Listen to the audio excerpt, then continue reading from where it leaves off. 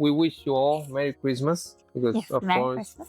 it's 25th of December. It's a special date.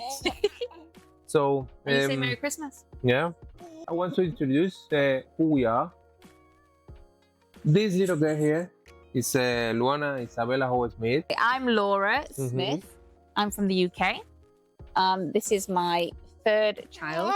My other two are teenagers, 15 and 16. Yeah. Yes. She's telling you. Hmm. They are 15 and 16. I have a boy and a girl. So this is my third time, and I wanted to make sure that this time I did all the things that I didn't do before, because I was 21 when I had my kids before. Yeah. Very young, didn't know what I was doing. Still don't know what I'm doing. But we make it up as we go along, you know? It's just how parenting is. Right. There's not really a rule book. So, my name is Dariel Jova Guevara. I'm from Cuba. This is my first child. So I am learning in the process, to be honest, a lot, because everything is it's new for me. It's really difficult sometimes to parenting. For the parenting for me, it's a little bit difficult because I have too many things to understand. But okay. For anybody, not just for you. Yeah. Parenting is But, difficult. I mean, I believe even though you have like 3 or you had 2 before, it's the same. I believe. I don't know.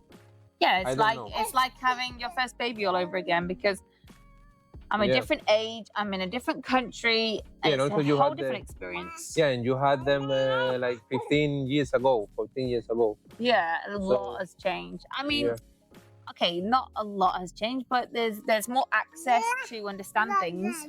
And this time I did a lot more research. Yeah, that's true. The tiredness, nobody prepared, nobody talked to you about. What do you think about it? A lot of people say like, oh, you're not going to be able to sleep again. But actually it's like, okay, they say this, and I think you're prepared to never sleep again. And when it starts, you think it's going to be forever. Yes. It's not. Yeah. I from my point, it's like they can tell you whatever, you know. They can give you like a lot of information, whatever, but you don't experience this that tiredness and that until you have the baby actually, and it's very tiring. It's very tiring. Like, man. Yeah, but this is in the beginning. This is the newborn stage. For me, it's still very tiring because I don't have the same I don't have the same power. I don't have the same energy as I had before. You know what I'm saying? I don't know, because I believe you don't sleep again, like proper sleep. You don't have, even though you feel like you sleep, you didn't, because your senses were like, you know, awake all the time in case the baby wake up, in case the baby move or whatever. It depends on your situation, because some people have the baby in another room. You know, we still have her in the bedroom. She's 9 months next week, and she's still in our room, but she's in her own bed. So she was in our bed for until 7 months, yeah. And then we decided to do we didn't want to do a cot, because we did cots in the beginning. We did like the next to me but she didn't like, I think. It's that moment of separation when you lean away from the heat, from the body heat, like they can feel it. And then that was difficult, and we was good with it until about, I'd say, 3 months. 3 months she became more aware, and that's when she didn't like the cot, and we were a lot more like, okay, we're not going to go through the just let them cry phase. I mean, this is what you see all over the internet, like, just not all over the internet, actually now all over the internet is, you know, don't let them cry situation. But word of mouth, people say, oh, you're building a rod for your own back by seeing to her when she cries, but you're absorbing what other people have told you, or your parents, your family members, your closest friends. That's the point. That hasn't been installed in you. So don't think that what you're hearing from your family and close friends is what you should do and what you know, because you don't know anything. Exactly. You haven't had a child before. This is your first. And like I say, this is my third, and I feel like it's my first all over again, because it's a whole different experience. And all of them, I think no, all of them are the same. All of them, like react to the same in the same way, or no, it's not the same. It is, but I think the most important point to make is that it's not forever. But I don't know. The thing is, I don't know. Wait, it's very.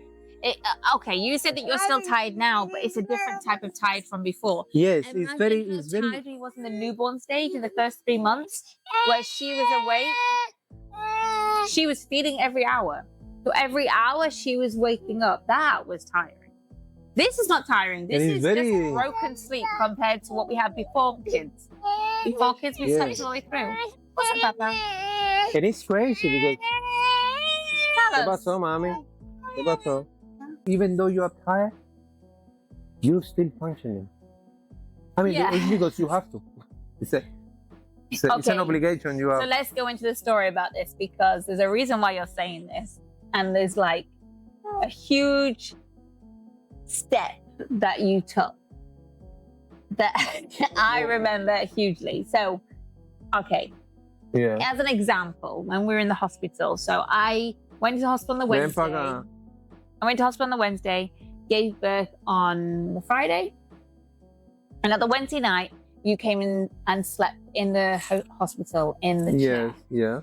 And this chair was like a really big, comfy chair, but it wasn't his bed. So obviously you were like, turning like this. Now I'm obviously laid on the bed, got these monitors strapped to me, and I couldn't move. Now, when you're pregnant and you're huge, I was massive. And I couldn't move, and I was so uncomfortable. The baby's jabbing me. I couldn't move for these monitors. I was awake all night, and I've been like this for months. And in the morning, you turn around to me and you say, I had a really bad night. I didn't sleep. And I'm like, right. And then he can't function. He could not function. Daryl, I need you to do this. Daryl. And he's like, he couldn't come to terms with just the simple things. And in the end, I was like, go home now and go to sleep and come back. Obviously pregnant. I remember the time I couldn't function. Yeah, I couldn't. I was done. You never handled a night like that before. So for you, that was like atrocious, like that night. But then he went home and had a sleep, and we agreed that night, the Thursday night, I said, listen, I'm not going to come into labor tonight. And if I do, I'm going to call you. You're going to come in. He's down the road like 10, 15 minutes. So he says, please go home, sleep in the bed, and have a good night's sleep, because I need you. I do not need the tired you that can't function. And that was the day before you delivered. Yeah. So that was the Thursday night. So he went home and he had a good night's sleep in his bed, came back, he'd eaten well. Because think about it before, he was so disciplined. Like, you was eating. Oh, when I'm still disciplined though, I'm sorry. No, I know. I'm sorry. I mean, with your sleep, with your food, everything was in order. There was nothing that got in the way. And then you come back, you'd had your food. Ven para acá, Luana. So then on the Friday, we were going to go into labor. They said, listen, we're going to push for it today. So I've been induced, by the way. And 2 o'clock, they popped my waters. And then I gave birth that night at 10 to 12 at night. Now, this night, we didn't sleep because obviously at 10 to 12, she comes out. We're so focused on meeting our baby because she had to have her checks and things for like half an hour, I think. And we were like, where is she? She comes. And we sat from midnight and we was awake all night till 6 a.m. And I remember turning around and asking you for something, and he just got it. He just did what I asked him to do. And I was thinking, hold on a minute, you're functioning and you haven't slept. And literally you changed like that. I changed completely like in a millisecond. But there's a reason for it, because I researched things about the brain, right? And they say that obviously in a woman, we know that we get this part of our brain that switches when we become a mum, which is like the worry part of your brain. I remember it being like yellow, but maybe that's not right. So anyway, it switches. So then you worry more, you're more alert, and the man gets it too. And apparently the man gets it on average for the first month. Okay. And then they start to lose it. Do you remember? And I said to you that they then did a research on gay men who was adopting children, and they managed to keep this part of their brain activated to worry and to be, responsible and to be alert. Yeah, I remember. And so what the research showed was what they know is that as long as you are involved and in daily responsibility of the child, you keep that part of your brain activated. Yeah. So I think we've stuck to that, haven't we? Yeah. I think we do like, it's not you do it all or I do it all, or Yeah. I believe you do more than me. Of course. But as a mum, and I'm breastfeeding. Of course, because you're breastfeeding and stuff, and it's more tough in the minute, like, for example, she don't go to sleep with me anymore. I mean, maybe we could because we haven't pushed it. She used to. But maybe, I don't know. Maybe but because we haven't that was a change in our circumstances, because what we started our routine to be was that I would put her on the boob, she would feed, then you would bath her, and if she needed a bit more boob, okay, but then you would put her to sleep. Yeah, but the thing is that they changed. No, we changed because I was on maternity, so you needed to work at nighttime. You had to then cover what I couldn't cover when I wasn't working. Yeah. So you were working day and night, and all those nights that you were not working changed her routine. So she didn't get used to you putting her to sleep again. But now we're back to her falling asleep on the boob again. However, you're doing the bath times. Sometimes you're doing the mornings. You're getting up with her and taking her down for breakfast. And we do story time together. That's the. We're trying to keep a routine where he's always involved. He's always a responsibility. And I think that's important because it's very easy for a mom to take over and for us to just do everything. Yeah. But we have to kind of say, no, right, let's give you a responsibility. Like, what can you be a part of? So, we decided for us as a family, he finishes work at 6, she starts her bedtime routine at 6. So it's a balance. Yeah. It's how you maintain that balance, because you cannot overload any of us, If you put too much overload, you put too much load on you. I put too much load on you. You will not feel like you have your time or whatever. It's the same. And my time is so much more little compared to yours. Yes, and that's understandable in the beginning because we're not she's in the first year and she does not need to be away from me too long because we've made it that way. But I haven't got back into my routine of working out and doing all the things I used to, and of course I won't do that. But you've kept your routine of the gym, which is great. Yeah. Because I need him to function. I need you to have that time where you go away and you come back. Because even if I pop to the shop by myself in the car and I need 5-10 minutes, it's so empowering to suddenly be alone. Like I get in the car and I feel like the free, quietness. Yeah.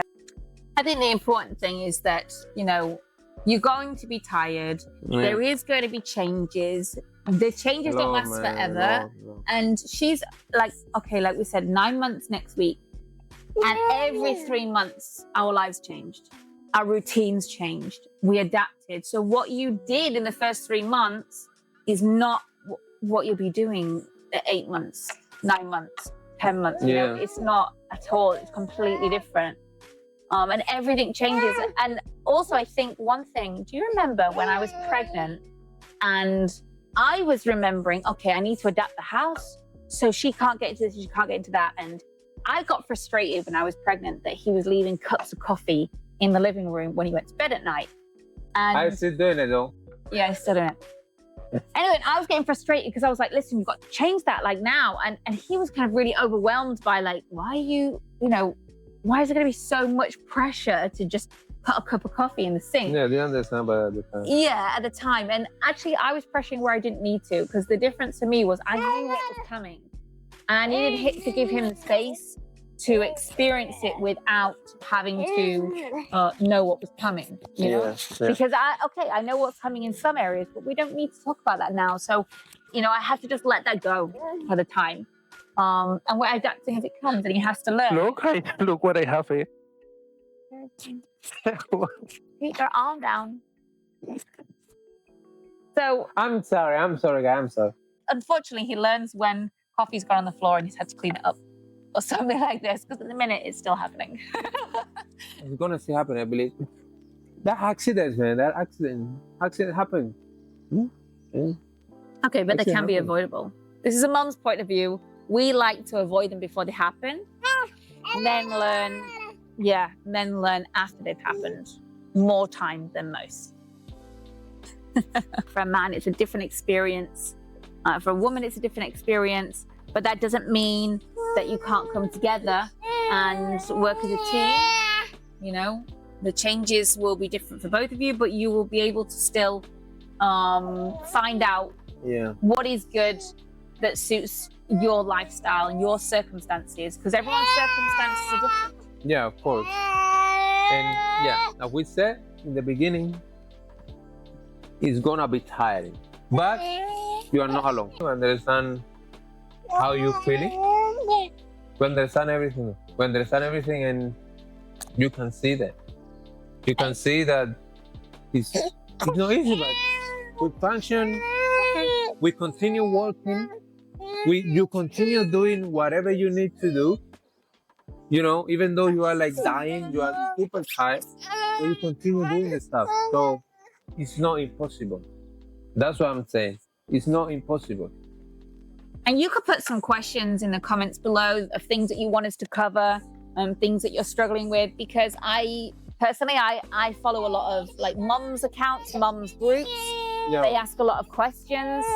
And as a first-time mum, I understand that you feel like this is your life now. Yeah. We're talking about you.